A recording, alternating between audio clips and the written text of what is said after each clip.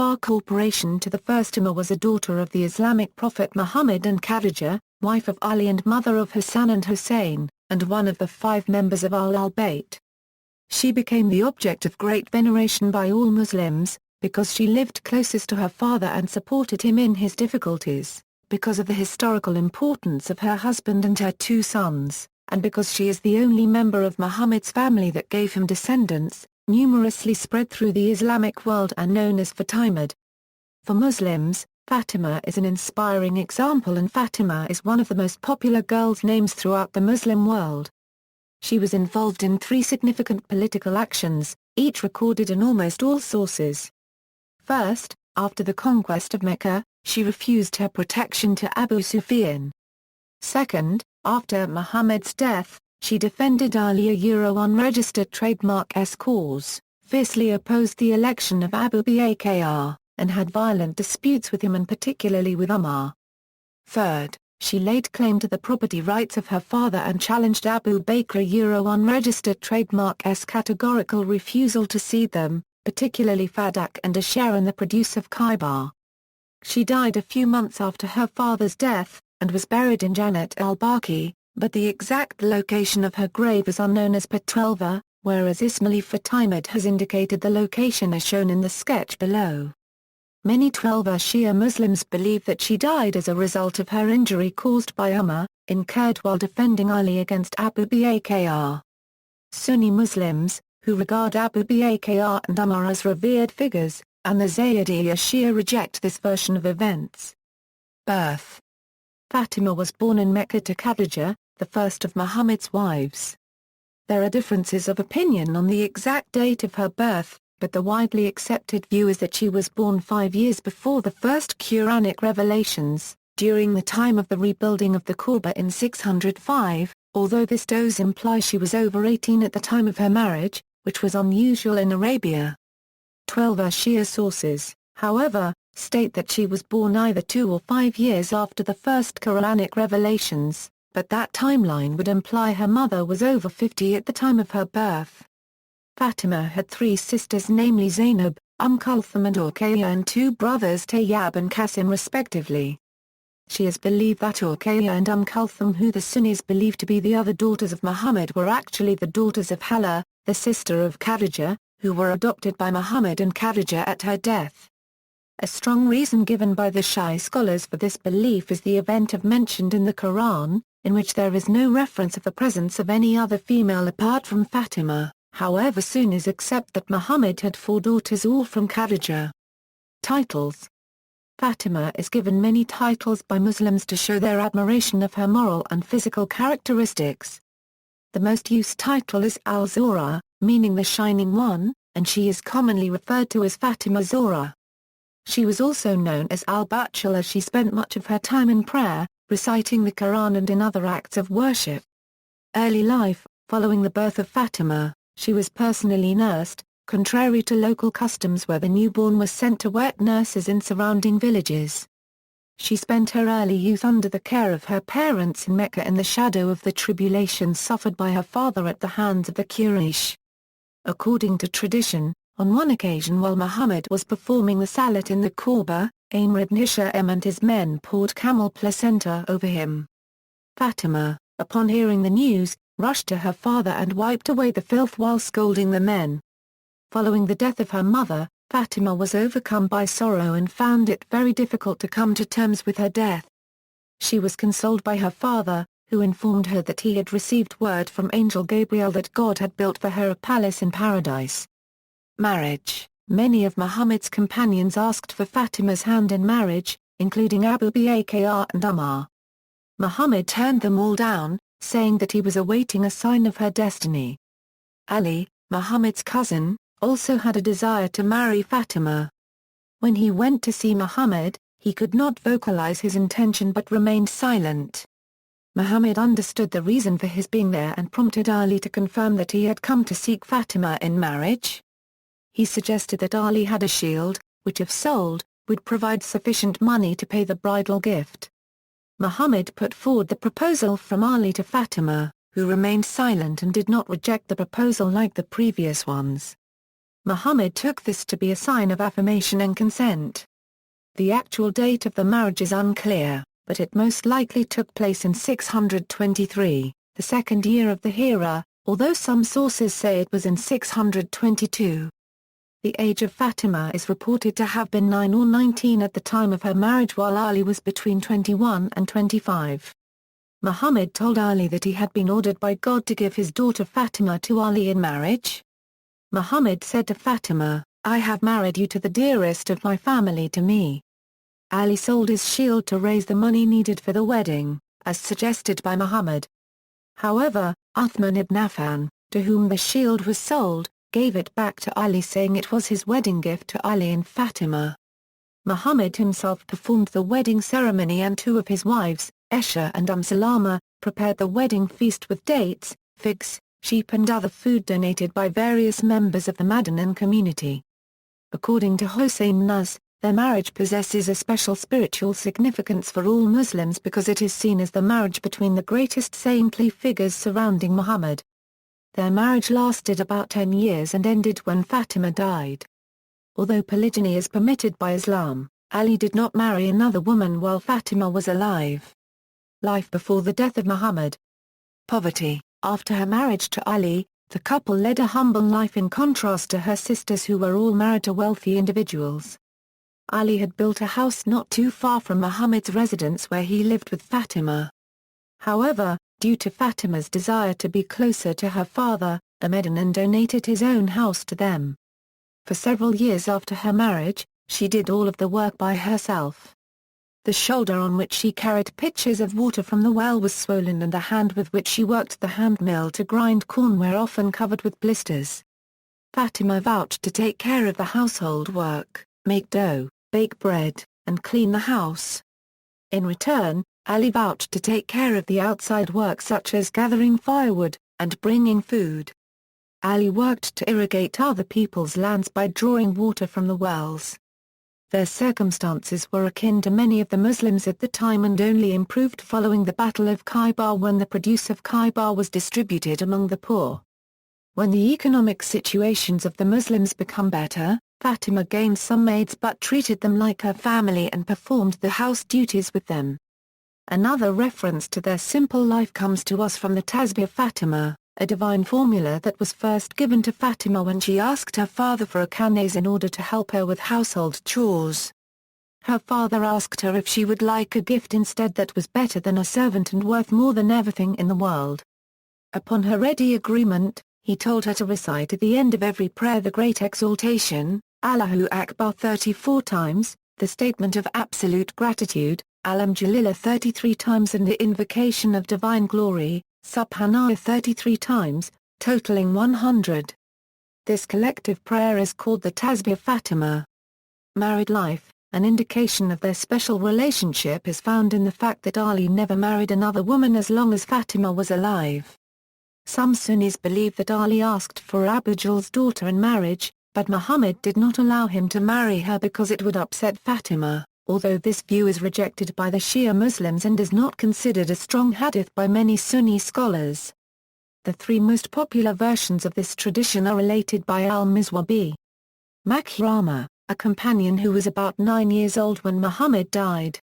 Ali, however, did not marry another woman during Fatimah's lifetime despite the difference in opinion among some Muslims about his proposal for Abu Jahl's daughter.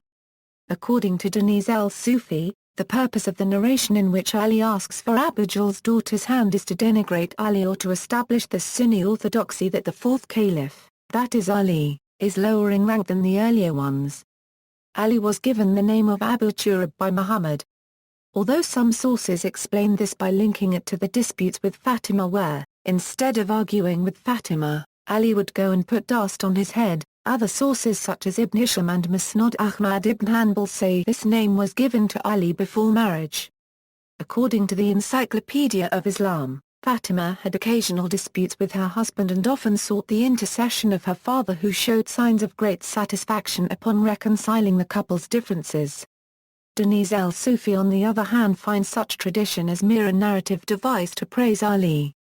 For example, she says, her complaints about Ali elicit high praise from the Prophet for him. In fact, Whenever Fatimah has any troubles or worries in her life, it is usually praise for Ali which is used to comfort her. In her view, these traditions are kept for the purpose of the Sunni-Shia debate over the caliphate, even though they are in contrast with what she describes the Shia picture of the marriage to be harmonious and divinely ordained. In contrary with what Sunni says, in Shia literature there are some speeches from Ali that deny any problem with his spouse. For instance, Ali has sworn to the God that, "I never did any act that make Fatimah angry and she never made me angry too." Shia acknowledge the saying of Muhammad, "Fatimah is a part of me and whoever offends her offends me." However, the context of the reporting and reference to Ali is disputed. Like Abu Muhammad Ordani quotes in his book, among the many fabricated stories told against Ali was that he had asked for Abu Jahl's daughter's hand in marriage. When this news reached Fatimah, she rushed to her father who found out the falsity of the story. Shias say this statement was used by Fatimah herself when she spoke to Abu Bakr and Umar, stating that they had both displeased her. On the battlefield, following the Battle of Uhud, Fatimah tended to the wounds of her father and husband, and took it upon herself to regularly visit the graves of all those who died in the battle and pray for them. Fatimah, along with her husband, was also called upon by Abu Sufyan to intercede on his behalf with Muhammad while attempting to make amends following the violation of the Treaty of Hudaybiyah. Abu Sufyan also asked for Fatimah's protection when she went to Mecca while it was under occupation, which she refused under instruction from her father. Fatimah in the Quran. Some verses in the Quran are associated to Fatimah and her household by classical exegetes, although she is not mentioned by name. According to J. D. McAuliffe, two of the most important verses include the verse of purification, which is the 33rd ayah in Surah Al-Ahzab and the 61st ayah in Surah Al-Imran. In the first verse, the phrase people of the house is ordinarily understood to consist of Muhammad, Fatimah, her husband Ali and their two sons. The second verse refers to an episode in which Muhammad proposed an ordeal of mutual adjuration to a delegation of Christians. Fatimah, according to the occasion for the revelation of this verse, was among those offered by Muhammad as witnesses and guarantors. Muslim exegesis of the Quranic verse 342, links the praise of Mary, the mother of Jesus, with that of Fatimah based on a quote attributed to Muhammad that lists the outstanding women of all time as Mary, Asiya, Khadijah and Fatimah. Life after the death of Muhammad. Caliphate of Abu Bakr. For the few months that she survived following the death of her father, Fatimah found herself indirectly at the center of political disunity. Differing accounts of the events surrounding the commencement of the caliphate exist which were the cause of the Shia and Sunni split. According to the Sunnis, the majority of Muslims at the time of Muhammad's death favored Abu Bakr as the caliph while a portion of the population supported Fatimah's husband, Ali. Following his selection to the caliphate after a meeting in Saqqâ'a, Abu Bakr and Umar with a few other companions headed to Fatimah's house to obtain homage from Ali and his supporters who had gathered there. Then Umar threatened to set the house on fire unless they came out and swore allegiance with Abu Bakr. There is no consensus among the sources about what happened next. According to the Encyclopedia of Islam, some Shia sources say that upon seeing them, Ali came out with his sword drawn, but Umar, Abu Bakr and their companions returned without any allegiance on the hand of Abu Bakr. Ali did not accept or reject Abu Bakr's caliphate and also helped him in solving many state problems. According to Denise El-Soufi, traditions discussing her involvement in the events which took place after the death of the Prophet seem to contain some truth despite their partisan biases.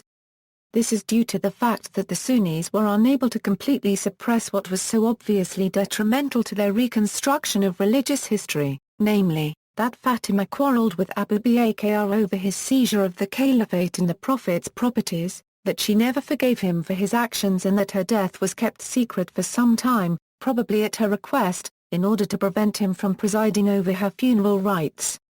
What is ironic is that this small window into the character of Fatimah has been downplayed or ignored by Sunnis and inflated and overemphasized by Shias. Leslie Heisleyton describes the events as follows. Short of actually following through on his threat and killing all of Muhammad's closest family, Omar was left, as he saw it, with only one option. If Ali would not come out, then he, Omar, would have to force his way in. He took a running leap and threw his whole weight against the door. Either way, some overture might have been warranted from Abu Bakr, or at least from Omar, but there was none. Indeed, there was less than none. To add insult to the injury that had already been done to her, Fāṭimah would now lose the property she considered hers, Fadak, a. Shia historians hold that Omar called for Ali and his men to come out and swear allegiance to Abu Bakr. When they did not, Omar broke in, resulting in Fāṭimah's ribs being broken by being pressed between the door and the wall, causing her to miscarry musin, which led to her eventual death. Another Shia version of the event says that Omar sent a force led by his slave boy Kunfud to Fāṭimah's house, instructing them to bring Ali to the mosque. Arriving at the house, Kunfud requested permission to enter, which was refused by Ali, causing Kunfud to return to Abu Bakr and Omar and relate the events, who instructed them to go back and enter the house by force if necessary. Kunfud and his men returned but were this time refused permission by Fāṭimah, which caused Kunfud to send his men back to Abu Bakr and Omar for further instructions, who told them to burn the house down if necessary in order to bring Ali to them. Inheritance. Unlike the ascetic who has renounced the affairs of the world, both the historical and hagiographical sources about Fāṭimah al-Zahra document her active participation in domestic and public life. One particular event is recounted in all of the histories, both Shia and Sunni, the dispute over the land Fāṭimah received from her father at Fadak. Her knowledge of her legal rights and desire for justice indicate that she was a woman involved in the affairs of society. After the death of her father, Fāṭimah approached Abu Bakr and asked him to relinquish her share of the inheritance from Muhammad's estate. Fāṭimah expected the land of Fadak from Medina, and a share of Khaybar would be passed on to her as part of her inheritance. However, Abu Bakr rejected her request, citing a narration where Muhammad stated that prophets do not leave behind inheritance and that all their possessions become sadaqah to be used for charity. Fāṭimah was upset at this flat refusal by Abu Bakr and did not speak to him until her death. She is contend that Fadak had been given to Fāṭimah by Muhammad and Abu Bakr was wrong in not allowing her to take possession of it. Death. Following the farewell pilgrimage, Muhammad summoned Fāṭimah and informed her that he would die soon, and also told her that she would be the next of his household to die. After Muhammad's subsequent passing, Fāṭimah was grief-stricken and remained so until she herself died less than 6 months later, on 10th Jumada al-Awwal. Sunnis believe that Fāṭimah reconciled her differences with Abu Bakr prior to her death, while Shia Muslims believe that her anger with him remained. Shia and Sunni beliefs about her death diverge widely. Sunni scholars say she died as a result of separation from her beloved father. The Sunni scholar Sheikh Mu'tasim Rozak al-Jura'i writes, "After our master had honored the world of the hereafter, Fāṭimah would neither eat nor drink, and she forgot all laughter and joy. She had an apartment built for her in which she stayed by night and day, weeping her heart out for her beloved father. She passed the time sobbing and sighing, and nothing could take away her grief. As soon as she had done her household chores and taken care of her husband, Ali, and their sons, Hasan and Hussein, she would continue weeping, 'O my beloved father! To whom have you left your Fāṭimah?' 6 months went by in this fashion till Fāṭimah got so thin that there was nothing left of her but skin and bones." Shia maintain that Fāṭimah died as a result of injuries sustained after her house was raided by Umar ibn al-Khattab, who warned to fire the house. Fearing death of her small sons, Fāṭimah opened the door and took shelter behind. These fellow got idea of Fāṭimah behind the door, and the door was so stormed hard that Fāṭimah got hard trapped behind the gate. This attack is said to have cracked her ribcage whilst she was pregnant, causing her to miscarry. According to Shia tradition, Muhammad appeared in a dream and informed Fāṭimah that she would be passing away the next day. Fāṭimah informed her husband Ali of her impending death, and asked him not to allow the oppressors to be involved in her ceremonial prayers janazah or take part in the burial. Some sources have stated that her 2 sons were the first family members to learn of her death and immediately proceeded to the mosque to inform their father. Upon hearing the news, Ali fell unconscious. After recovering, he followed Fāṭimah's wishes and performed the janazah. He buried her during the night on 13 Jumada al-Awwal 11 AH, also making 3 false graves to ensure her real grave could not be identified. With him were his family and a few of his close companions. Shia, especially Iranians, hold ceremonies every year for 20 days in Jumada al-Awwal to commemorate the anniversary of the martyrdom of Fatimah. Mourners march in procession through the streets to reaffirm their allegiance to the ideals of Fatimah. The Sunnis state that on the morning of her death, she took a bath, put on new clothes and lay down in bed. She asked for Ali and informed him that her time to die was very close. Upon hearing this news, Ali began to cry but was consoled by Fatimah, who asked him to look after her 2 sons and for him to bury her without ceremony. After her death, Ali followed her wishes and buried her without informing the Medinan people. Leslie Heisleyton describes Fatimah's death as follows. But perhaps most painful of all in those months after the loss of her 3rd son was the ostracism she suffered ordered by Abu Bakr to force Ali into line. When she knew death was close, she asked Ali for a clandestine burial. Abu Bakr was not to be informed of her death, she said. He was to be given no chance to officiate at her funeral. Descendants. Fatimah was survived by 2 sons, Hasan and Hussein, and 2 daughters, Zainab and Kulthum. Controversy surrounds the fate of her 3rd son, Muhsin. Shias and some Sunni scholars such as Ibn Abi al-Hadid say that she miscarried following an attack on her house by Abu Bakr and Umar, while other Sunnis insist that Muhsin died in his infancy of natural causes. Modern descendants of Muhammad trace their lineage exclusively through Fatimah, as she was the only surviving child of Muhammad. Muhammad had no sons who reached adulthood. Fatimah's descendants are given the honorific title Sayyid, Sharif, and respected by both Sunni and Shia, though the Shias place much more emphasis and value on the distinction. Views. Muslims regard Fatimah as a loving and devoted daughter, mother, wife, a sincere Muslim, and an exemplar for women. It is believed that she was very close to her father and her distinction from other women is mentioned in many hadith. After Khadijah, Muslims regard Fatimah as the most significant historical figure, considered to be the leader of all women in this world and in paradise. It is because of her moral purity that she occupies an analogous position in Islam to that Mary occupies in Christianity. She was the first wife of Ali, whom Sunnis consider the 4th Rashidun Caliph, and she is considered the first infallible Imamah, the mother of the 2nd and 3rd Imams, and the ancestor of all the succeeding Imams. Indeed, the Fatimid Caliphate is named after her. Shia view. Fatimah, regarded as the mother of the Imams, plays a special role in Shia piety. She has a unique status as Muhammad's only surviving child, the wife of Ali, their first Imam, and the mother of Hasan and Hussein. The chapter of Quran Abundance mentions significance of her birth and recognizes her as the only surviving child of Muhammad. Fatimid Caliphate/Imamate is based on her name. Fatimid faith continue further in Ismaili Bohras.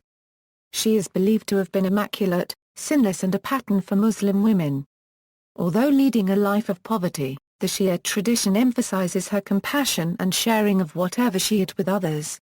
Shias greatly respect and adore her sublime personality. In fact, her character outshines as one of the most brave and courageous personality in Islamic history. Fatimah stood as the lone defender of Muhammad's declaration of Ghadir. She forwarded her arguments to prove Fadak as her right and undisputed property amongst those who had killed her unborn child Muhsin. According to Mahmud Ayu, the 2 main images of Fatimah within the Shia tradition is that of eternal weeper, and the judge in the hereafter. According to Shia tradition, the suffering and death of Fatimah was the first tragedy of Islam. She spent her last days mourning at the death of her father. Fatimah eternally weeps at the death of her 2 sons, who were murdered by the Umayyads. She is believed they share in Fatimah's suffering by weeping for her sorrows. The tears of the faithful is also believed to console Fatimah. Shias hold that Fatimah will play a redemptive role as the mistress of the Day of Judgment in the hereafter as a reward for her suffering in this world. See also: Book of Fatimah, Fatimah the Gracious, Genealogy of Khadijah's Daughters, References. Books, Primary sources, Al-Bukhari, Muhammad. Sahih al-Bukhari, Book 4, 5, 8. Al-Tabari, Muhammad ibn Jarir. History of the Prophets and Kings, v2. Suny Presser, Ibn Hisham, Abdul Malik. Al-Sirah al-Nabawiyya. Mustafa al-Barbi al-Halabiyya, Books and Journals, Armstrong, Karen. Muhammad, A Biography of the Prophet. San Francisco, Harper. ISBN A0-06-250886-5. Ashraf, Shade. Encyclopedia of Holy Prophet and Companions. And More Publications Private Ltd. ISBN A81-261-1940-3. Ayub, Mahmud. Redemptive Suffering in Islam, A Study of the Devotional Aspects of and 12 Shi'ism. Wheeler, Arthur, Fatimah, in Muhammadan History, Thought, and Culture, An Encyclopedia of the Prophet of God, edited by C. Fitzpatrick and A. Walker, Santa Barbara, ABC Clio, 2014. ISBN 1610691776, Esposito, John. Oxford History of Islam. Oxford University Press. ISBN A978-0-19-510799-9. Esposito, John. Islam, The Straight Path. Oxford University Press.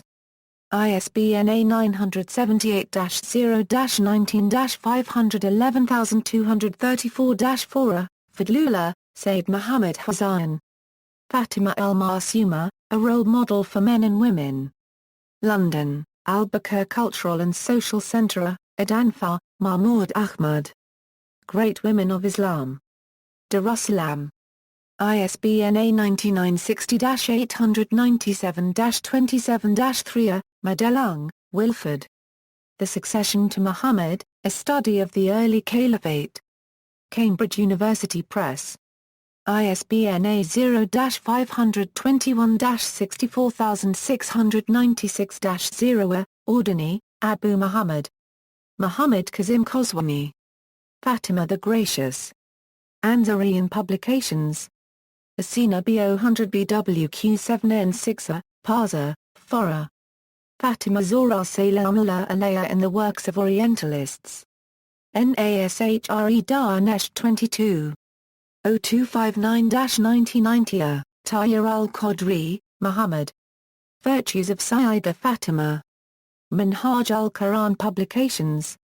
ISBN A969-32-0225-2. Shia Sources, The Life of Fāṭimah, Fatimah al-Ma'asuma, A Role Model for Men and Women by Muhammad Hussein Fadlullah, The World Unregistered Trademark S Most Outstanding Lady, Fatimah al-Zahra Unregistered Trademark by Nasser Makarim Shirazi, Fāṭimah is Fāṭimah by Ali Shariati, Fāṭimah the Gracious by Abu Muhammad Ordini, Encyclopedias, Encyclopaedia Britannica Online. Encyclopaedia Britannica, Amin, Hussein.